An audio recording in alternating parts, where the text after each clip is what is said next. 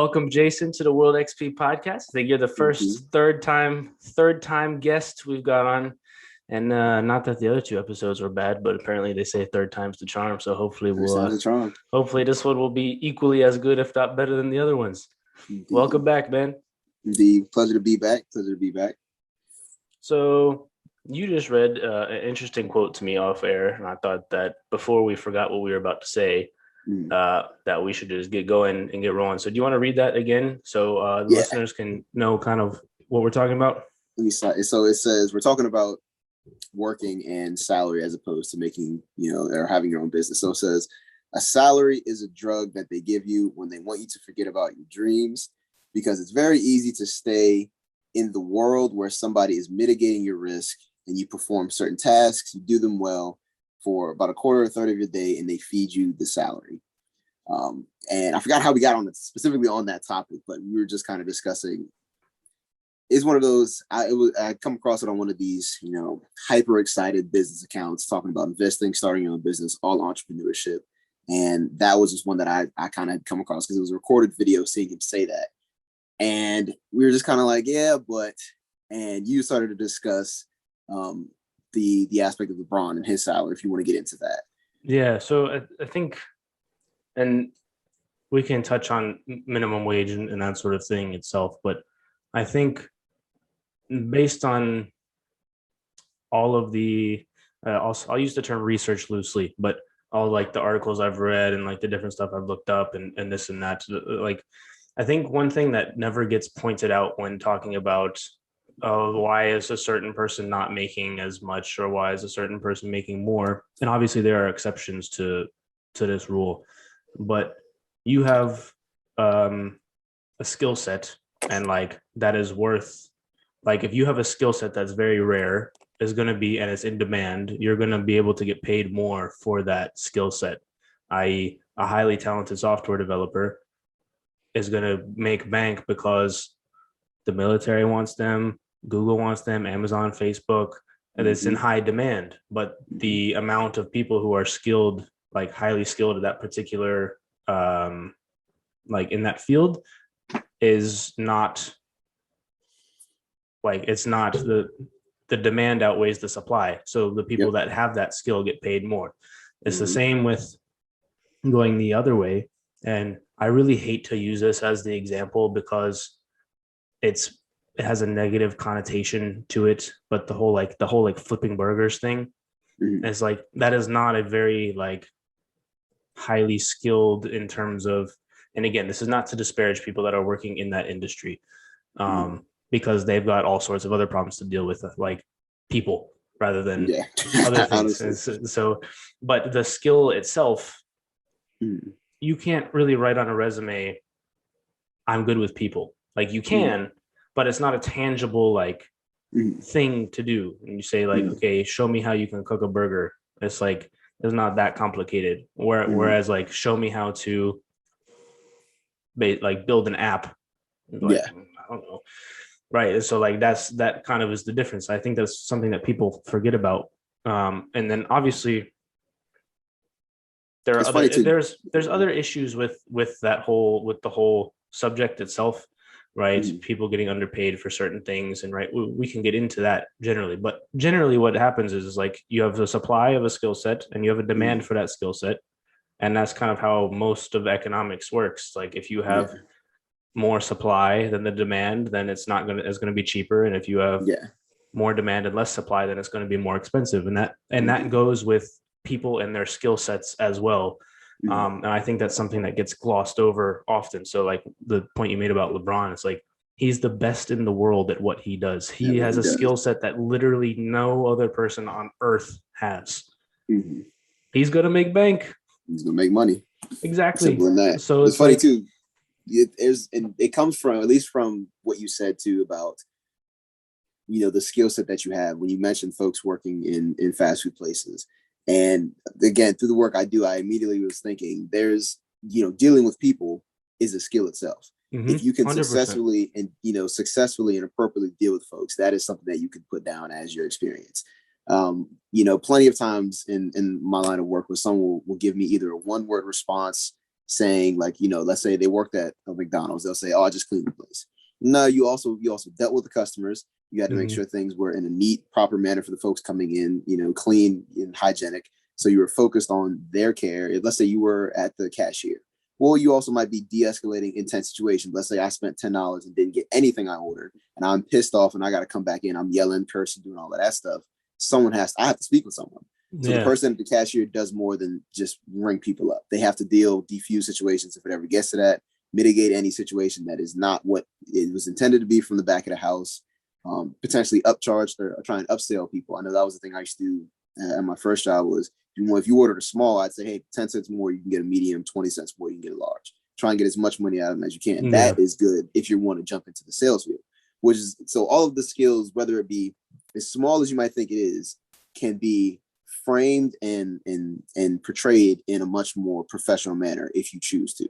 Absolutely. So, and that alone could be a skill. How do you frame something to be a skill? If I tell you this pen right here, it can sign your name. But guess what? If you sign your name, it'll be 30% darker than this pen, which will make your signature look 10 times better than anybody else on your office. Boom. Now you might actually just sound like a new career in sales.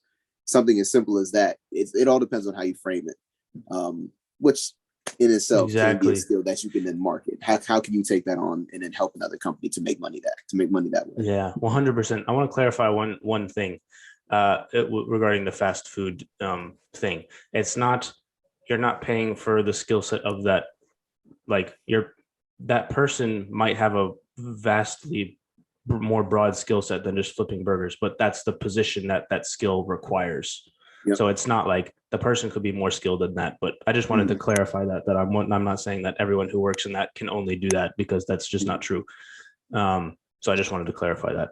But yeah, to your point, absolutely. And to like an individual perspective, it's how do you market the fact that you're dealing with difficult situations with customers, and how do you market yourself?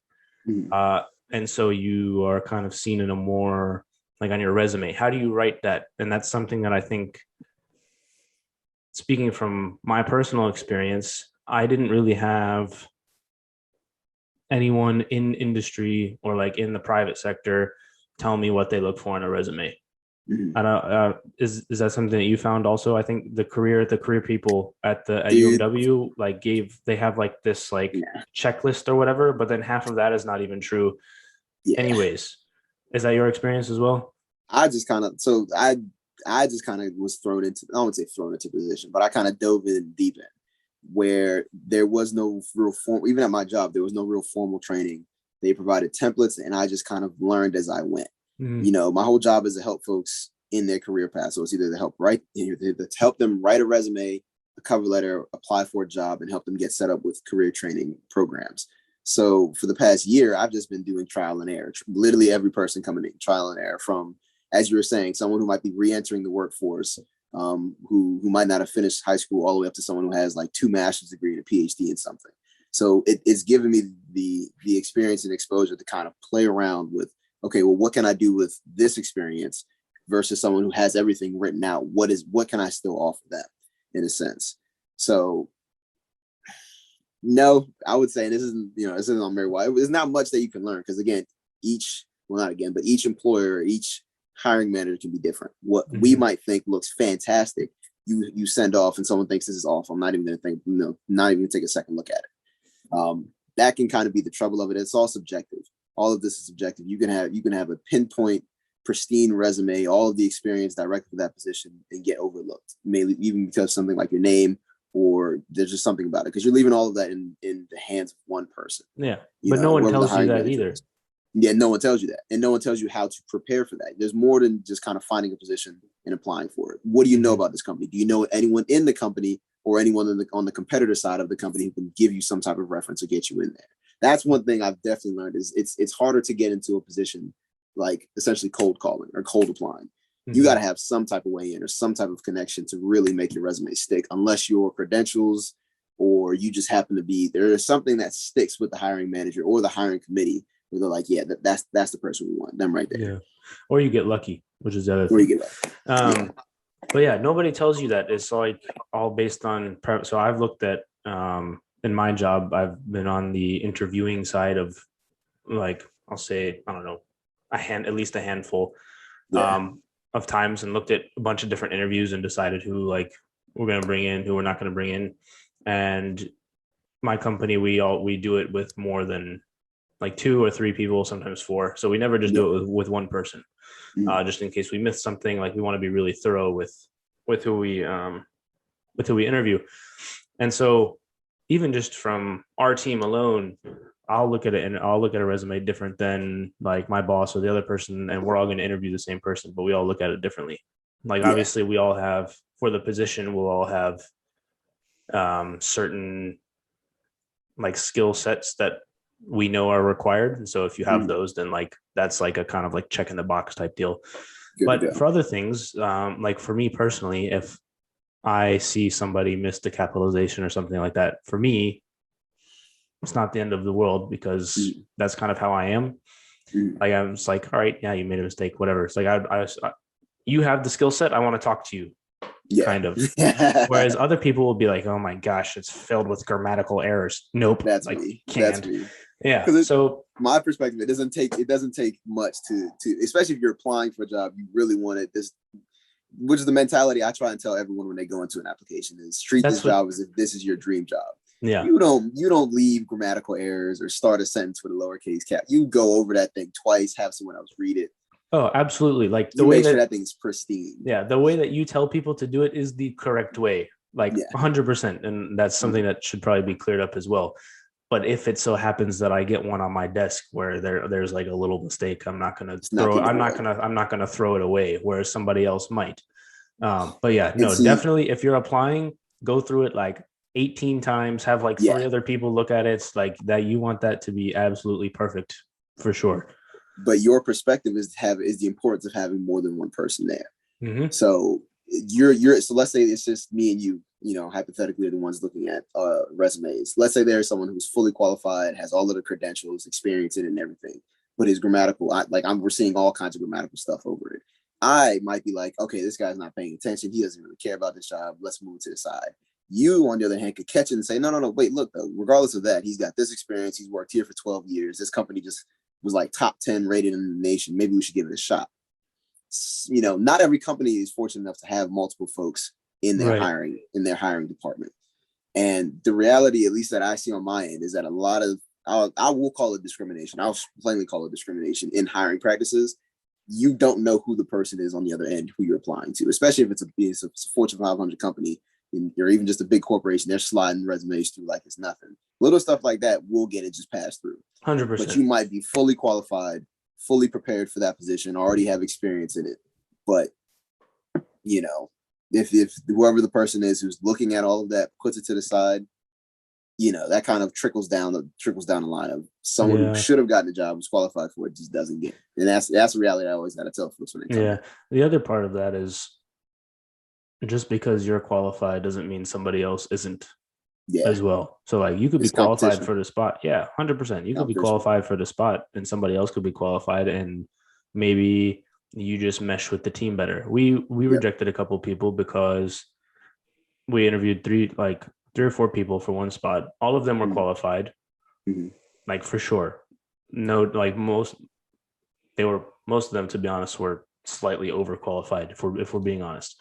So we have to turn people away. It's like, just because like one fit with the team better, one like the team was a little bit younger, so one of the guys was a little bit older, and like he made a joke about not knowing how to like turn a word into a PDF or whatever, and I was like, all right, I was like, not you. It's like, but that's like the thing. You never know what it could be, but also you never know the other way. The thing that you could say, that it's like, yes, I want that person, Yeah. and so it's weird. The other thing with big companies is half the time they just have the software that goes through and looks for keywords, and they just Yeah. throw most of them ATS out anyways. offers. Yeah, Yeah. ATS suck. yeah. ATS So suck. that's another reason why you should get your resume perfect. But Yeah. yeah, I no, actually did it's go ahead. I was saying I had to do a presentation on that for AmeriCorps not too long ago. And there's so much for ATS. Every ATS system is different. ATS is an applicant tracking system. And those are for companies that get like 200 plus, applications for a position. Maybe like Yep. 3 position openings, you get 200 plus applications. The trick to them, here's a little gem for them. The trick to them is, if I like to do it on job responsibilities. If it is in the first like 3 to 5 sentences, or 3 to 5, 3 to 5 sentences, usually it's like bullet points in the job duties, that better be in your resume. The Yeah. exact wording better be in your resume. Pretty much a copy and paste. Yeah. Except obviously, Yep. And watch then what you do. you should have 2 resumes, one for the ATS, and if you get contacted again, one to submit to actual human eyes. You don't want it to be too robotic, or else it's just going to look like if you're trying to play the system, hiring people on the other side of the system can see that. They know. If you're doing nothing but copy and paste, So it's a fine line you kind of got to walk, working with ATS systems. I'm not the biggest fan of them, but it helps companies. It just does. It helps them run through. There's just too much, like, it's too much for people to go through. Yep. And as probably when you're looking at the same format of document over and over and over again, you're going to start to miss stuff. And it's like that doesn't help anyone either. Yep. And especially because then the same problem happens. You might miss something that you shouldn't have missed, like someone that you shouldn't have missed. And we don't want that either. But I don't know. It's kind of, the resume kind of is, I don't want to call it crapshoot, but it kind of is, to be honest. Yeah. And they're all different. Yeah. And then once you get to the interview, that's the part. Do you do interview coaching in your job now, or not really? I do interview prep, but not too many people are like fully interested in it. Yeah. It's very, very helpful. Even if I'm not, like, I don't consider myself a professional at all, but it's good to just try and practice in front of someone, anybody. Mm-hmm. Like, just to have those questions asked to you. It's a little tough for people to take it seriously, which is the whole purpose of it. Yeah. Especially if they've worked with me for like a day or 2 days already, and I'm cracking jokes with them for like 2 days, and then I'm like, all right, cool, let's role play now. And they're like, nah. But it is, I'm goofy. So it's like, it's hard to kind of flip that switch, but you got to be able to, if you want to have a good practice for it. Because employers, and I always try to tell folks to lighten their mood, is employers are always just as stressed. Yes. They have the pressure to, if they hire somebody who's terrible, it looks bad on them. Mm-hmm. So don't go into an interview terrified, stressed out. Just my advice for them is always to think, you are, the other person on the other side, the interviewer, might be just as stressed or more stressed than you are. And I always try and use that as a reason to try and calm folks down. And it's worked for one lady. She ended up getting a job after our interview. She went through the whole process. Yeah. She was already pretty qualified for it. But it helps folks to just tell them, don't be scared, because you're not the only one. They're not like bullies in the room trying to just beat down on you, make sure you're crossing your I's and dotting your T's. They're there trying to make sure that they pick the right person too. Yeah, that does happen sometimes though. It does. It does, which is unfortunate. But yeah, no, that's absolutely right as well. Like, I know in the world of like contracting, where you're basically invoicing another entity for your work. If you don't fill that spot, you can't invoice for that work.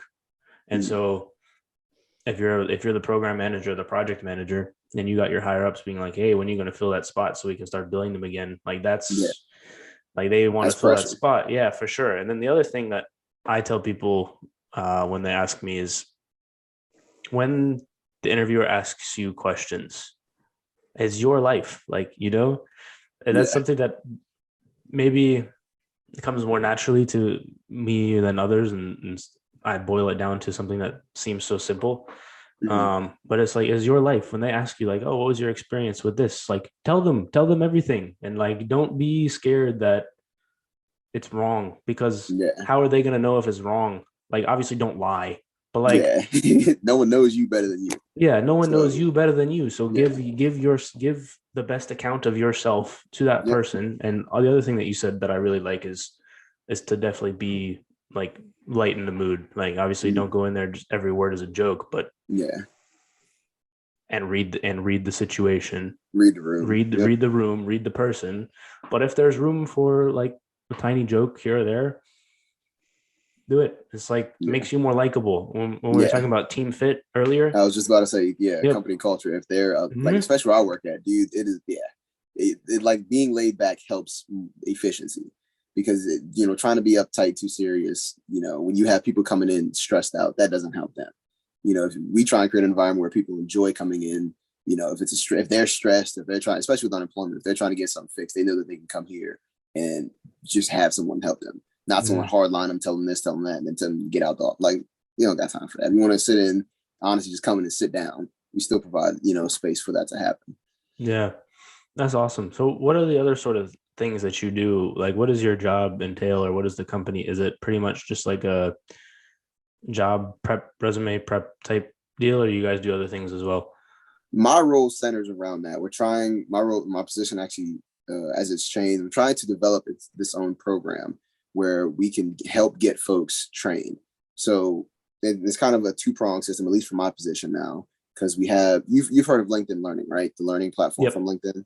So we have 1,000 licenses through my job to give to people.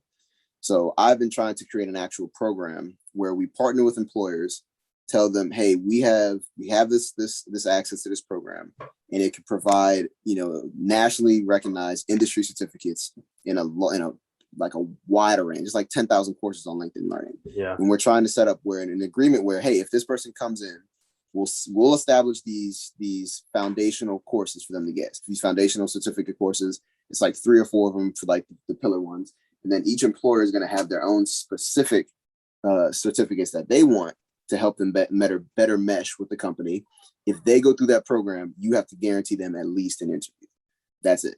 So we're in the process of developing that, and then still help people write resumes, write cover letters, and apply to jobs. That's been like the foundation. That's the backbone of what my job is. If you don't got nothing else, it's that. And then some referrals to the partner agencies like Department of Rehabilitation Services. Mainly them. They've been our closest partner program, at least to my job. And then we also have training providers. So it's something called WIO, Workforce Innovation and Opportunities Act. And that essentially is they can cover the cost of educational training in high demand markets in our area, which is manufacturing, business, healthcare, IT, and then something else, hospitality. So if one of the big ones, and this has been like, when I tell you it has been like hot off the press, is CDL drivers. We can pay for your CDL class fully covered. What's CDL? Commercial driver's license. So like big trucking and stuff. Yep. Yes. So the one to get the CDL A in our area, I think it's like either a $2,500 or a $5,000 course. And this program can cover it if you qualify. One of the qualifications for it is if you're receiving unemployment currently or within the past 6 months, which that's the one that's been like absolutely off the rails. Mm-hmm. And then the adult and youth one is all income based. Mm-hmm. So that literally has been what has been like, and it's just been referral based. I have, one person comes in, he's like, oh, you mean tell me all I gotta do is receive unemployment and I can be covered to a CDL. Yeah. Goes tell 3 more people, we come and have 3 more people on the program. They tell each one person, that's 6 people coming in on it. Yeah. So that's been rolling like crazy since last year, really, just because at some point, if you have stopped working and you're looking to change industries, and if you got unemployment, even, currently or within the last 6 months, so even people who, might have gotten it in January of this year can still get on with this program from that, to this day. That's what's been like driving a lot of, at least on that end of the wheels of that activity. And then, that's mainly the main 2 right there. That's awesome. That's really good work and important work as well. But it also goes back to the thing that we were talking about, the skill set earlier. It's like they didn't have a skill set before. You're giving them a skill set, and now they're able to go find a job that requires that skill set. And that's in its simplest like terms, it's kind of what finding a job is. Like, okay, there's a skill set. Let me acquire this skill set, and then let me go use it in this job. And the thing about it is we try and tell folks that looking for a job and finding a job itself is a job.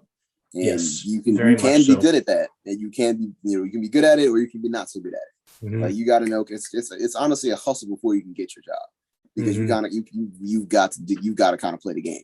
You got to find people who are working in the industry, or find some type of, programs or something that can help give you a leg up to get where you want to go. And they exist. I didn't even know this place existed until I started working here. It's been here for 10 years. So this stuff exists. You just got to kind of find it.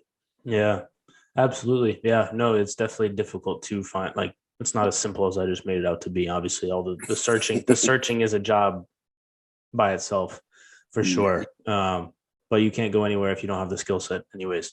So, but yeah, I know that, that's good work, man. Super happy that you're doing that, helping tons of people. I'm sure it gives you a sense of pride in what you're doing when you hear somebody comes back and like, hey, I got the job. You're like, yes. Yes, indeed. Like you know how competitive we get for sports, so I take that same joy out of like winning a tournament or winning a game in that. Because I always see it as like somebody's whole course may have just changed. Their whole future of kids and everything might have just changed. Especially if they stay in that job for years.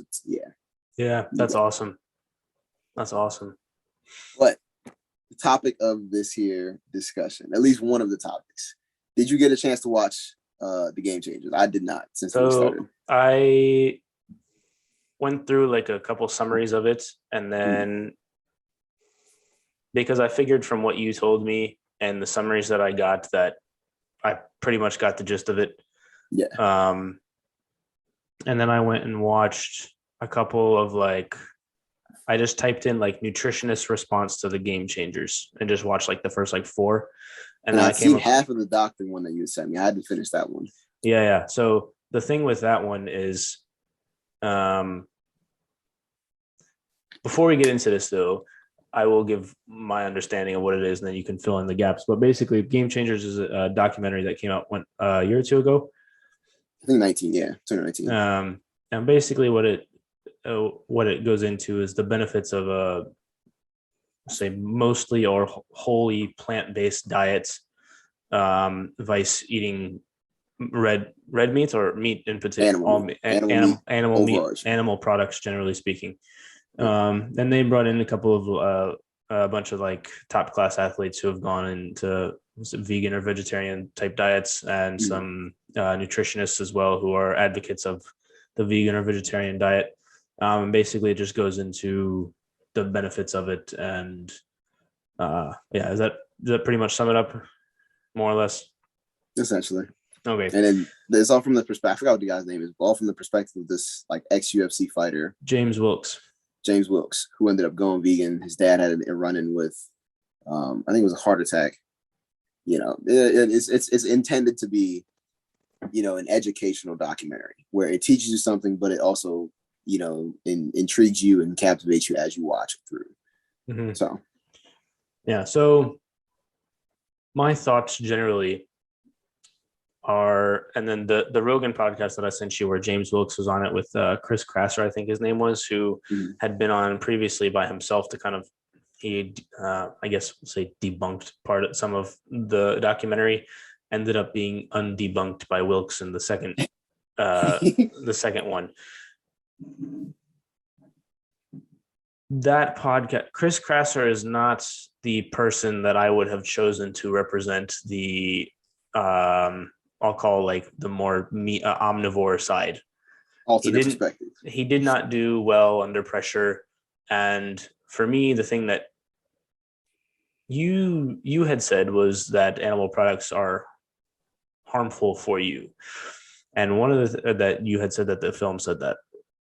And they never got into that. Basically, James Wilkes did a very good job of, he cherry-picked a bunch of the things that Krasser said on the previous one, such as you can't get the same amount of protein from plants that you do from animals, which it kind of like, like if you just like count it out and like it's fine, right? So he picked issues such as that one, where it's easily kind of undebunked, I guess, if that makes sense, but they never actually went into, is meat bad for you or not? Because the documentary said that, and then I guess Krasser had said that it wasn't on the previous episode, which I didn't watch. And then they never actually got into that when the two of them were in the room together, which is what I wanted to hear. And I listened for 3.5 hours, and they didn't mention it at all. You're gonna watch the documentary that time. Yeah, I know, but it was kind of like I wanted to hear lots of different perspectives on it. And so I was hoping that Krasser would do a good job. Like it would actually be, I don't even want to call it a debate, like a discussion on what the benefits are for different sorts of diets and foods and all sorts. And so basically the conclusion that I came away with is that when compared to the standard American diet, which I guess is like, as you said, burgers, pizza, and like soda and something else. Yeah, French fries. As long as you eat healthy, regardless of if you go vegetarian or not, Mhm. feels like you're going to be fine. Like for me, I eat a lot of eggs and I eat a lot of salmon and I eat a lot of like turkey and chicken. I don't really eat red meat that often. And I eat a lot of vegetables and bananas. And that's pretty much like, and Chipotle, Heavy. but that's, I but love me some Chipotle, dog. Oh my yeah, goodness. has to be in there. But generally speaking, though, there's no studies from what they've said or from the short Googling that I did that compare Mhm. a healthy omnivore diet, such as like the one that I partake in, or a Mhm. healthy vegetarian or vegan diet. Because Mhm. obviously, if you compare a healthy vegan diet to the standard American diet, it's going to be better. Yeah. Mind Yeah. blowing. But the same is true for the other one. And so they're Mhm. both arguing that, oh, they have health benefits. It's like, yes. And then they both, this is how it went. Omnivore diet is better. It like has these benefits. And then the other Mhm. guy would be like, well, compared to what? The standard American diet? And they're like, and then they'd be like, well, there's no studies for the other one. And then the other guy would make the point and it would like just go and swing back and forth. It's like Yeah. they're all compared to the standard American diet, in which case anything Everything's you better. do is better. Anything, anything is better at that Yeah. point. And so there were a couple other nutritionists that were like, it takes more planning to properly do a vegan diet. Yeah. I can tell you Um, from experience. yeah. And Currently so, going through it. yeah. And so, like, whereas I can just cook some salmon and throw some broccoli on the plate and maybe some rice as well, and Mhm. that's pretty balanced. Like, you Mhm. have to really know what's in the, like, what's going on with, like, whether it's, I don't know, do you eat tofu? I don't even know. Oh But yeah. I love yeah, me some too. so tofu, like, wherever you're getting your protein from, you have to, like, really understand where stuff is coming from. Mhm. And so that was another point that was made where it's just like, well, you don't have to plan. It's like, well, you have to plan both. It's like I'm not going to just go order pizza.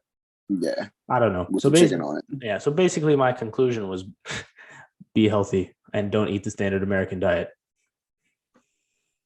what what what captivated me, and it comes from multiple perspectives and even kind of my family's influence over it. So I do have some bias in terms of what my family, like, let's say my mom would cook just tofu, rice, broccoli, and stuff like that. It wouldn't have meat. Mhm. So, and she's done that plenty of times. She actually has this stuff called like tofu scramble, where she like it looks like scrambled eggs. She'll mix potatoes in there and like spinach and some peppers, and it is literally the best thing, hands down the best thing, one of the best things you can make with tofu. But there were one of them was we were talking about the anatomy of animal proteins, of animal cells, and all of this, and how in the documentary it just states that the makeup of it is not in a sense beneficial. Some of the pieces that come out of it, and it had like really cool diagrams, really cool all of this stuff, and it shows that even just a little bit of it can clog, it can clog the bloodstream, and then some of, I don't know if it was bacteria or simply just the cells in the animal flesh, can clog stuff in your stomach. And then there's not really that many microbiotics that come from animal flesh. The other one, and it goes to the end of the documentary, which kind of was like a twist on it, that it was kind of like a shout out, was everything that it takes to produce like an animal product, or like a chicken or a burger or a cow or a burger, all of that stuff, where it takes like a couple hundred gallons to be able to make like 10 burgers or something like that. Like all of the agriculture and the intensity that you need to be able to feed the cows, to make them big, healthy, and all of that, to then kill them for their meat, in itself is depleting. And it goes into there's a farm, I think I want to say in Mexico, or down near the southern border, where it was like they've had a drought for years, because on the other side of the fence, so here in the States, down I think near Texas or in New Mexico, where agriculture farming is pulling so much water just to have feed for the cows, that it's just almost unsustainable. And then on top of that, they also put out like when cows fart, it's like methane or something like that. Like Yeah. 60% of like the methane gas or something outrageous comes from the animals, all just to support the whole industry of it. So it wasn't, in my opinion, my perspective of it wasn't just what it did. It was more of a collective. And then this is the idea, and the driving factor was what do I gain? What do I lose? Pro con list, standard simple pro con list. What do I gain from having it? Better flavor, better taste. I mean, that's as simple as that. You don't go to a barbecue cookout or something to have vegetables. That's just not what attracts you. It don't taste as good. That's a simple fact. But the con list was, well, what am I losing out on? And that documentary exposed me to cons that I was unaware of. I had always known that to raise animal, or not necessarily to raise animals, but the way that they're raised. And there's been documentaries throughout the internet, throughout really since like the 90s, since really had media of improper slaughtering, improper all of that of animals. That's been a big thing for generations now, where that was already on my mind. And then on the flip side of is what is the agricultural deterioration, or the agricultural I don't want to say, what's the opposite of a benefit? The withdrawal, whatever you want to call it. Yeah. The negative effects of having to continuously, have farmland for them to feed on, have to use water to create that farmland, all of that, to then have the animal potentially slaughtered inhumanely or however it's done, to then have like a quarter pound burger from like McDonald's, or even just ground beef that I'll get from the store. And I was like, you know what? Also, it's Me stopping, to be McDonald's. honest, huh? Also, it's McDonald's. Yeah. So, and I'm always questioning. I think they get their beef too from like Brazil, if I'm not mistaken. I'd done some random article on that way back when. But I thought to myself, me stopping isn't gonna really put that much of a dent in any industry. It's just not. One person, it's not gonna happen. But one of the things, and especially in the beginning of it, had kind of emotions. Like the whole thing about this documentary is kind of tugged on emotions. Was the main character, I forgot his name already, James Wilkes. His dad had a heart attack at like 80, and his doctor was like, 85% of people who have heart attacks don't survive it. They only have one. There's a 15% chance you survive your heart attack, and his dad survived it. And he was talking, his doctor was talking about how a lot of his arteries sometimes were clogged, or even the blood wasn't as clear as it could be. And he was, after the whole documentary, he said, I've only been alive for like 30 years or so like that. What are the detriments that have already happened to my body because of this? What does that look like in an 80-year-old person who's eating meat his whole life? And essentially he was saying that was the culmination. The heart attack was the culmination of a life lived of eating meat. And I was like, is it something I need that bad, in a sense? It almost sounds like a drug. It makes it sound like you're defining a drug. It's something you need that bad, but it's something that you need that bad to want to eat for your whole life to potentially end up in that position. And again, how we were talking about everyone's body makeup is different. Someone could eat meat their whole life and be fine, literally up to like 100 years old and be completely fine. And someone could, pass away in their 60s from heart failure or from, corroded arteries, just whatever it may be, where everyone's different. That's just a simple fact. Yeah. So there's a lot to it. It's definitely one of the, if you haven't seen it, it's one of those documentaries, I just say, watch it, come to your own conclusion. Because whatever you decide, it's not going to change the world, more than likely, unless you have like a whole industry go under, like a whole company, like what's probably the biggest meat provider? I would say, at least for pork, I think Smithfield Pork was like the biggest pork provider. If that company goes under, you'll probably make a pretty big dent. But then again, it's like a vacuum. What company is going to fill that hole? What's going to be the first direct buyer after that? So I don't know. Everyone's life is an individual thing in that term, where people are going to do what they want to do. Same with the American diet. You can tell people it's bad for you. Guess what? People McDonald's is having a 2 for $5 sale right now. I'm gonna go get me 2 burgers, and that's it. Yeah, it's tough because,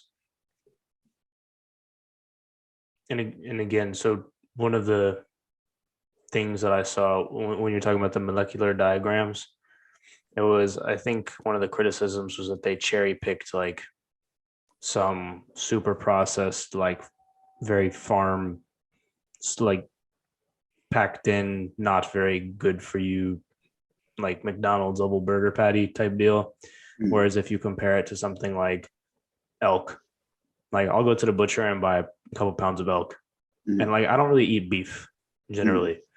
So there's that. So it's like when you compare those, and then there's other things where I heard that even his dad, I don't know, did the doctor say that that meat was the for sure cause, or I think so. And he yeah, started the documentary off with that. And I think that's what kind of laid the premise foundation for it for yeah, the rest of the documentary. yeah. I will say before you continue though, it wasn't like the bottom of the barrel meat. When there was one of the studies was with 3 of the athletes, and of course they're using NFL athletes. It Hmm. was either NFL athletes or the college athletes, one of the two, but they were using like grass-fed beef, Hmm. organic chicken, and organic pork. I don't know how they decided who gets it, but I think they just said, which one do you want? You get, one Mm, person gets each.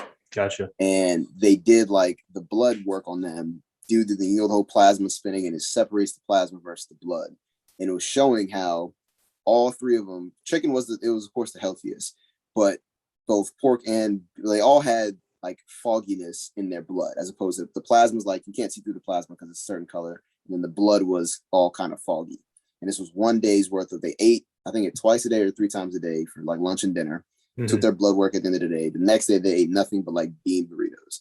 And they had the comparison between the two of you can see through the vial of their blood. The plasma separate, you can't see through, and the blood was clear, almost clear as day. You could see right through it, as if it was like even just one day's worth. One day's Well, worth. what does that mean that it's cloudy? As Because in, I would say like a bean burrito versus like chicken breast. yeah. And like I would say that in terms of health, Mm, like you'd look at an athlete and they would probably have a chicken breast on their plate rather than a bean burrito. most definitely. So But when it's cloudy, what does it mean? I guess, and I guess I must have misread the things in terms of it being bottom of the barrel, or I must have like maybe whoever said that was incorrect. But and there's actually one on YouTube where you can look at it. Um, I'm sorry, I asked a question. I was looking at it. when you said the like the blood was cloudy or whatever, like what is like with what? Like what does that mean in Just terms one, of I don't health? like what causes it to cloud, or what is the negative Mm, effects of cloudy blood. like what it like? It's like okay, your blood's cloudy versus your blood isn't cloudy. Like It's either blood clots or corroded. Is it corroded arteries or blood? I think it's blood clots. so when it's cloudy, it's what more likely to produce a blood clot. Yeah, because it's thicker. The blood Gotcha. isn't moving. It's not moving through as fast. It's moving through as easy. There is. It says cloudy fat in the blood. I'm actually reading one of the titles on YouTube. Cloudy fat in the blood. If Mhm. you want, I don't know. Have you ever shared screen on one of the podcasts? I've not, and I don't know how it works with the recording, but we can. I Oh, don't let's even not. know how to Let's not. give you. All right, how about In just case it's just copyrighted. shoot me the link and then I'll put it in the description afterwards. I ain't trying to copyright strike on this. So I don't know I don't how know. I YouTube's think going. I think But the we're. one I'm seeing, it says cloudy fat in blood. It just Mhm. says blood test explain cloudy fat in the blood. And you see, and you might be able to even see it when I text it to you of the little thumbnail of the difference between the two, because it shows one with meat and one with All right, I don't know let if me it says see. veggies or if it says yeah, meat and plant, black beans and the beef. And it is grass fed beef. I remember them always trying to, because I feel like that would have been an easy, low hanging fruit was, oh, you picked the bottom of the barrel beef. So they made Yeah, sure that they picked grass fed, organic, all the best beef you could buy from a store. You go to your Whole Foods, you go to your Sam's Club, they're gonna have the best stuff. Well, they have the yeah. good stuff Let's and, see. and the better stuff. So you see like the two separate pieces as a Yeah, separate it's he's about to comparison. pull it up. All right, there's one. And then they stick them in like the little plasma spinner where like you stick it and spins it Yeah, all fast to separate it. yeah. That's interesting. And I wonder. Well, wait. The yellow part. That's not blood though, is it? That's the plasma. So I had it backwards. The blood is the bottom part. The plasma is Oh, the top. gotcha. Okay, interesting. I don't know. So, but yeah, like I I don't want my perspective to be misconstrued as disagreeing with what he's saying because Mm. I don't know enough to agree or disagree. Um, and the argument is obviously very convincing. They've done the research. Obviously, they know like basically what I drew out of it was that you can get everything you need from plants in terms of nutrients. Yep. The other side of that is there was a doctor I watched. He's like a nutritionist, and he basically said that one of the things that James Wilkes kept saying that in the interview with Rogan to Chris Krasser, who was the other side or whatever, Mhm. was that the science doesn't agree with him. And the doctor was like, yeah, that's true, but the science also doesn't fully agree with, like, the scientific consensus also doesn't agree with James Wilkes either. Mhm. And so it's one of those things where it's kind of like you have to know like what works for him might Mhm. not work for somebody else, because I know I've heard of people who've had like horrible like arthritis and other like autoimmune disease, and they go on a carnivore diet and they get better, Mhm. they get healed, and there's no Mhm. cure for that sort of arthritis or that sort of thing, Mhm. but they go on a carnivore diet and they eat nothing but meat and drink water and they're healed. Mhm. And so clearly there's some, like, everyone reacts to things differently, so a whole blanket of like you should be an omnivore, you should go vegan, you should go carnivore is like not accurate.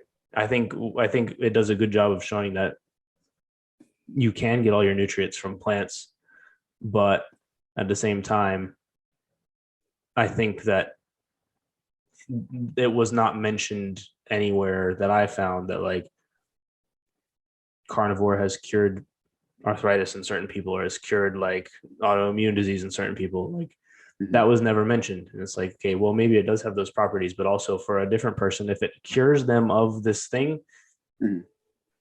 I'd kind of like, I don't know. That's just kind of how I view it. It's like each to their own. Like you got to figure out what works for you. Yeah. One of the things he did mention in terms of nutrients was I think is the only nutrient. It might be one other if I'm not mistaken, but the only one that I don't think cannot get from plants is B12. And animal protein doesn't even have that much in it. No, he debunked that in the Rogan one, that he had some evidence. Basically, it was like, I don't remember exactly what he said, but you can get it from plants, but you can also get it from meat. But then one of the arguments was not to go Is the too far down. quality No, is not the to go quality too of it, far down the rabbit hole, but Wilkes was kind of saying, well, yeah, you get it from meat because cows eat grass where it is. So it's like in it, like, which is where most of the protein, yeah, I and didn't that was the whole really, argument of most of the protein that those animals have come from their diet. yeah, but that doesn't mean they don't have it. So Yeah. I I mean, don't because know. it goes into their muscles, all of that Mhm. whole, yeah. So I remember when I first kept hearing that argument years ago, it was like it's a middleman. But I'm like, yeah, but it also all of that stuff gets metabolized and stored in their muscles as well. Mhm. So it's not It's like you're weird. just Yeah. sucking it through a straw. Yeah. That's a terrible metaphor, but it's not like you're Yeah. literally just extracting whatever plant nutrient. Like there's stuff that is also in the animal flesh that you are consuming that Yeah, for has more sure. benefit than just the plant.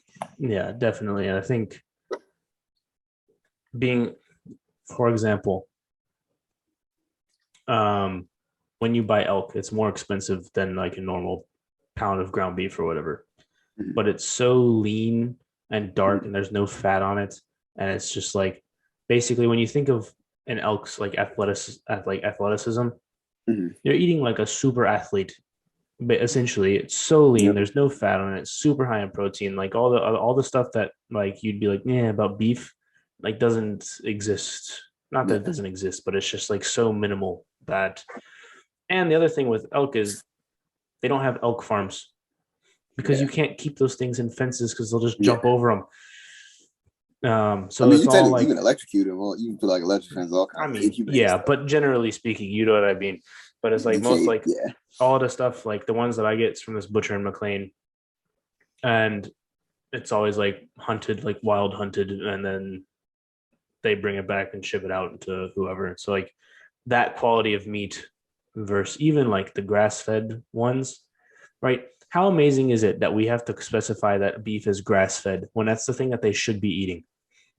Precisely. Yeah. And you're talking So, about these big, but massive farms but that are putting so out hundreds. Yeah. yeah, but so people say that like it's special. It's like no, that's how it should be. Yeah.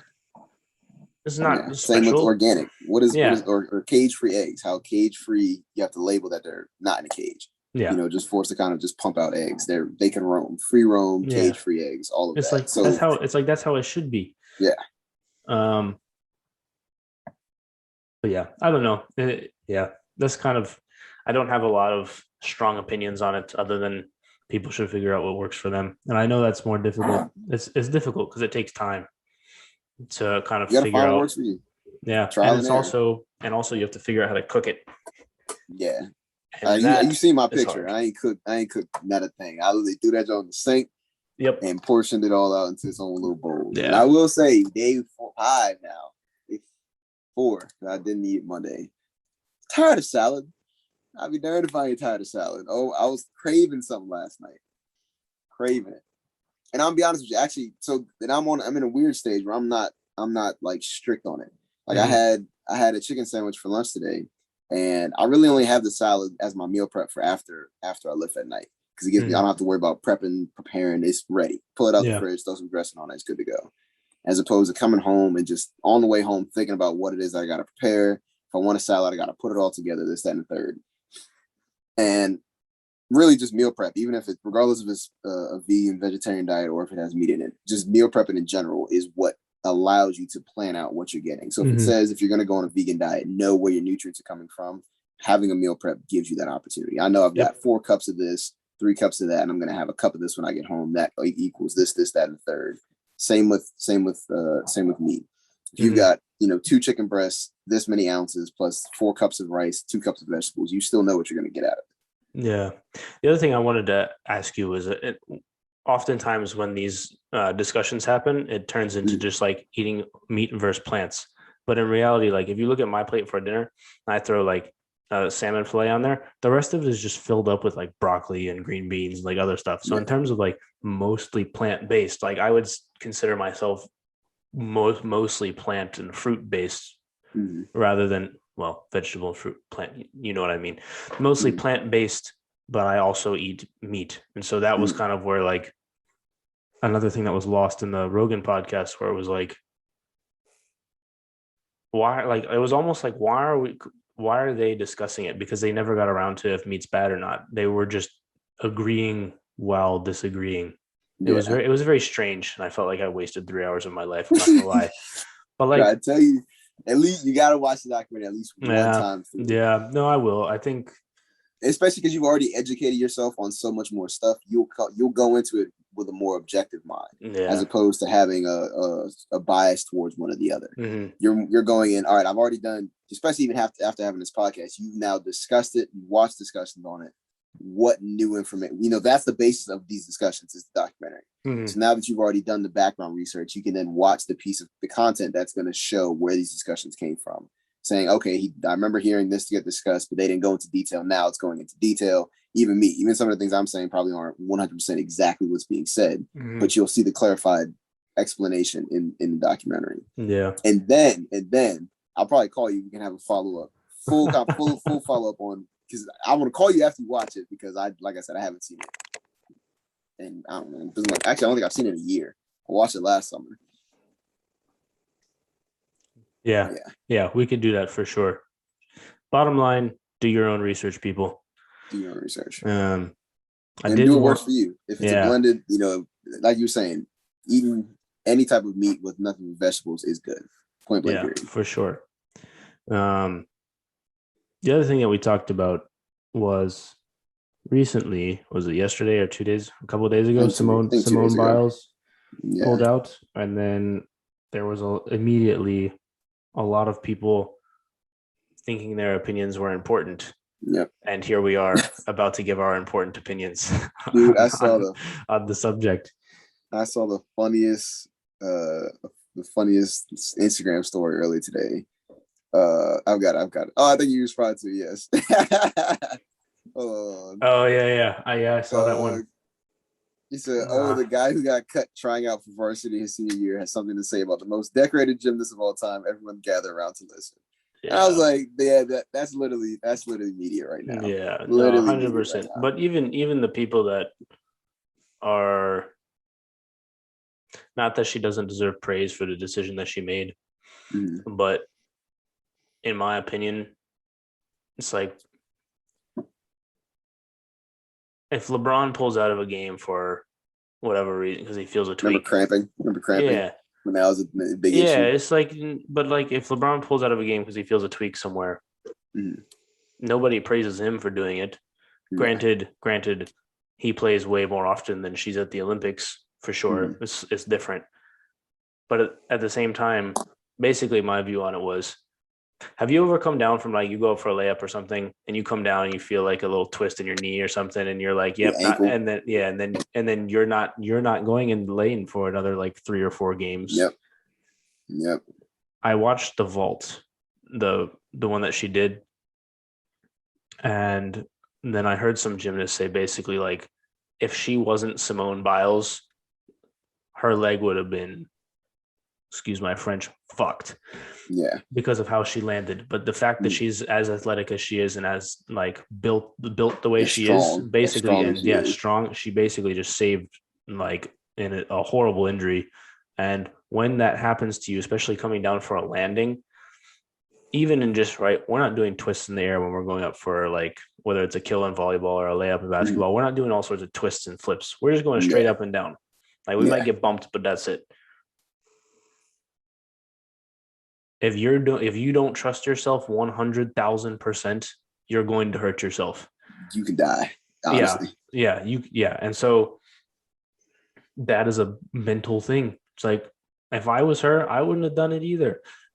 But also, or not. But also, though, I don't know her mental makeup. I'm just speaking for me personally. Like, no, like I was playing. No one's gonna be in her shoes. Like. No, absolutely not. That's been except other gymnasts, even other gymnasts though. Like we talked about this the other day, where I talked about it at work.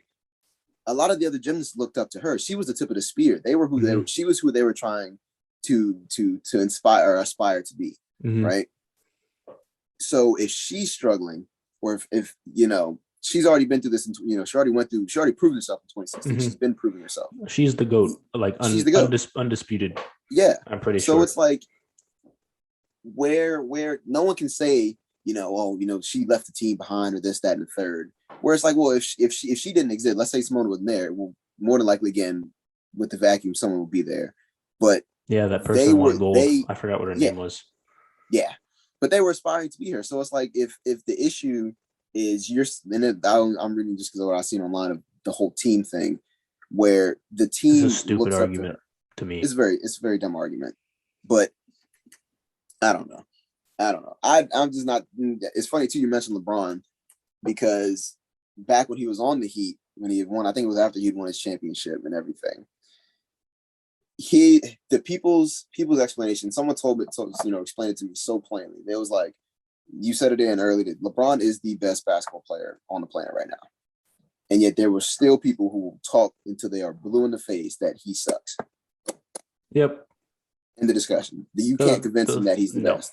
Those people have no idea what it's like to actually go compete at that level.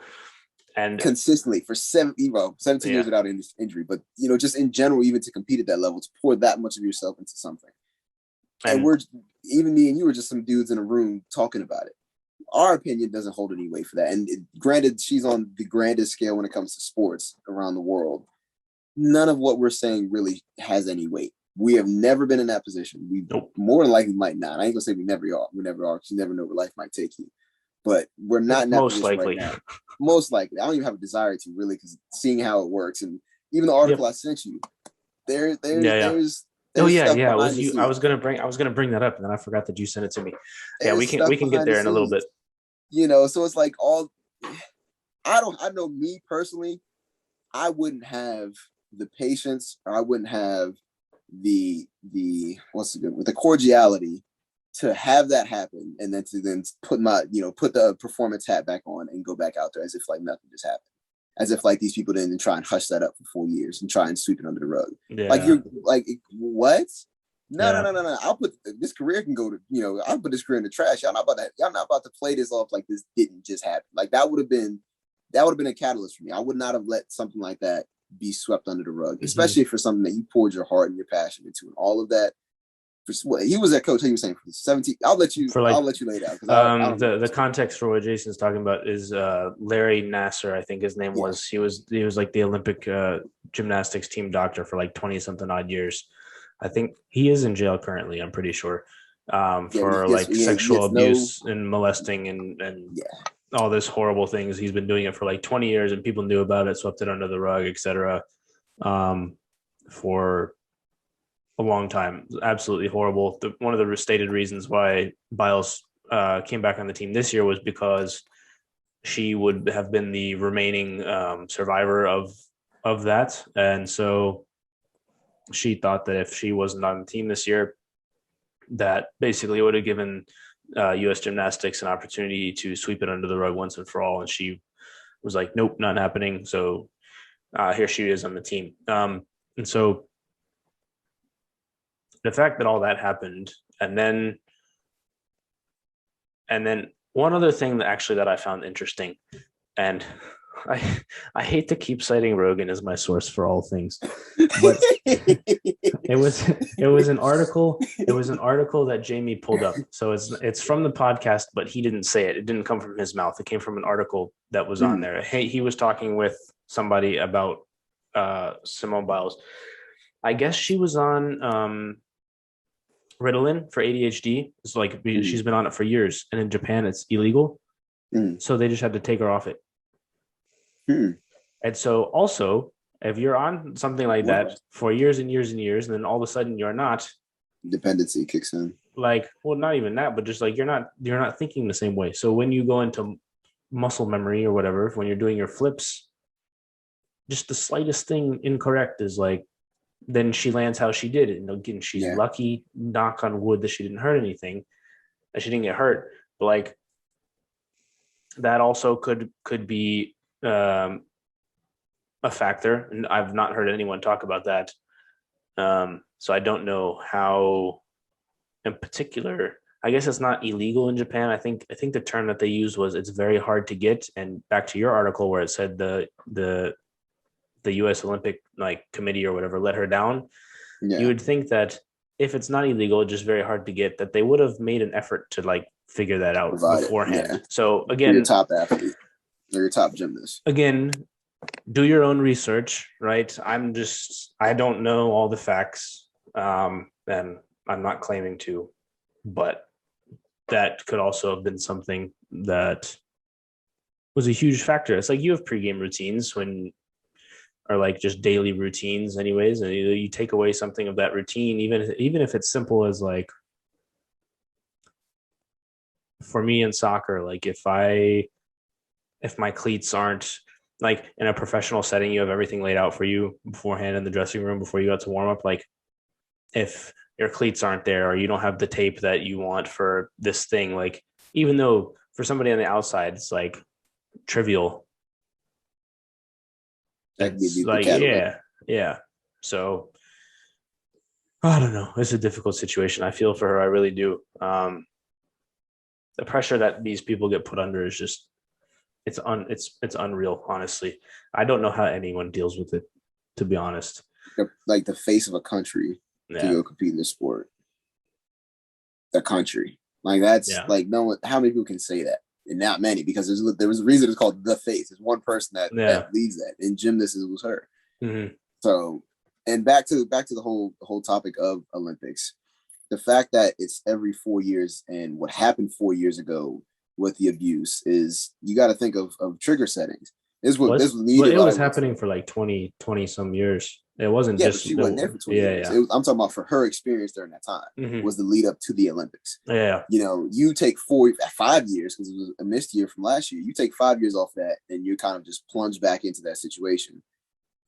Especially if, because we don't know what goes on every second of it, or every minute of every second out there.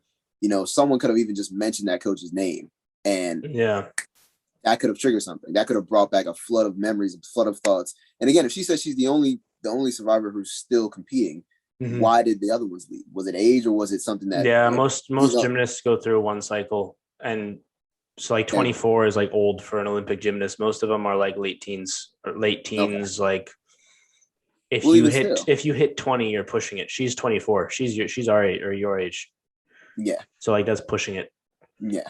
Well, even still, but just to have, the memories, we don't know what went through her mind. We don't know any conversations she could have had. She could have been tried to have been intimidated by someone, even in the health center there. We don't know. And that's just it. That stuff we're probably not going to find out, because either her or the Olympic Committee or someone there does not want that type of information to get out. But what's been annoying me is that everyone who has no impact, no sway, no anything, no involvement any way, shape, or form, but have some platform, have just been bashing her. Like, dude, It's either been bashing or like she's the next Jesus. It's like there's no in yeah, between of like it we really isn't understand. anything. Yeah, Like for me, her making that decision is not a decision really. It's like if you feel something, that's it. It's like yeah. it's up to the athlete. Like they Mhm. know their bodies better than anyone else. If she Mhm. wants to pull out because she feels whatever reason, Mhm. that's fine. That's their decision. Nobody else's business. Yeah, So simple as that. that's how I view it. Like Yeah, again, not to trivialize the decision because with the pressure that comes, it takes more courage to do so. But at the same time, that's an athlete decision that would they not have make. been taken lightly. As a Mhm. competitor, you know that you wouldn't have wanted to Yeah, drop out of that. yeah. I mean, It's that's the not. stage you work. That's the stage you train for. That is Yep. the stage you train for. That's a Yep. culmination of athleticism. Is the Mm-hmm. Olympics. 100%.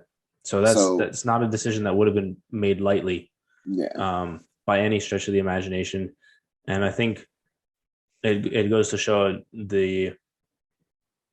I want to say an issue in this country of everyone needing to pick a side on something. yeah. So the first person comes out and is like, "Oh, she let her team down," and then the response is, "No, she's a hero," and then and then it just goes from there. Everyone takes a side. Yeah, and it's not without knowing things too. That's the other thing Mhm. that bugs me. People just go Yeah. blurt out like, "Wow, I'm about to go down a rabbit hole." I'll stop myself. But yeah, no, it's just like she's an athlete. She knows her body. She made the decision. Like end of story for me. It's like End of I story. feel so bad for her because like you never want that to happen on that stage. But obviously it was serious enough to where like That decision had to be made. yeah you would hope that that decision was not made lightly. Yeah. And but it's not on us to say whether it was or it wasn't. But So you give her I the don't even benefit of the doubt, and it's I just wouldn't like even give it hope. I know it wasn't. Like yeah, as you said, as a competitor, like it probably hurt her more than it's hurting the rest of the people because we have no sway in this. We had no investment in the Olympics. She trained. This is the culmination of her athlete. This is mm-hmm, the culmination of her training. Everything. She would not have just pulled out if it wasn't something serious. yeah, And even as you, I haven't even seen the spin. I'm probably gonna watch it on here afterwards. I've heard about it. He's saying that was part of it. That was the physical evidence that something was wrong. yeah. That not just saying she felt off. You saw the landing that Yeah. like At it at wasn't as first good. glance, it's like, oh, she's on her feet. But when you watch like if you watch it in slow-mo and watch I was about to say, how her foot lands, yeah, um, and basically what it looked like to me was that her like hamstring and quad were strong enough to basically instead of her foot getting stuck, just kind of like spring her. So like you'll see her yeah, land on one foot and then she like kind of like jumps off that foot and then she lands and then it's fine. But if that foot, like if it wasn't hurt, like the way if that it it gave landed, it out, was like a very hard landing that yeah. like, yeah. Um, I saw an article before you keep your train of thought. I saw an article that said this is the gymnast thing again. We're not mhm. gymnasts. She said she had gotten the twisties, whatever that is. Gymnasts apparently understand what the twisties. My I want to sister's a Google it. See. gymnast. Yeah. So she would understand what that term is. And Hmm.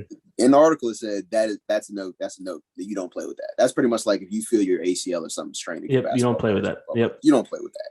Or else you try it again, it's gone. And Yep. you ain't competing again because of an injury, not because Yeah. you chose to step out, because you no longer can now. Hmm.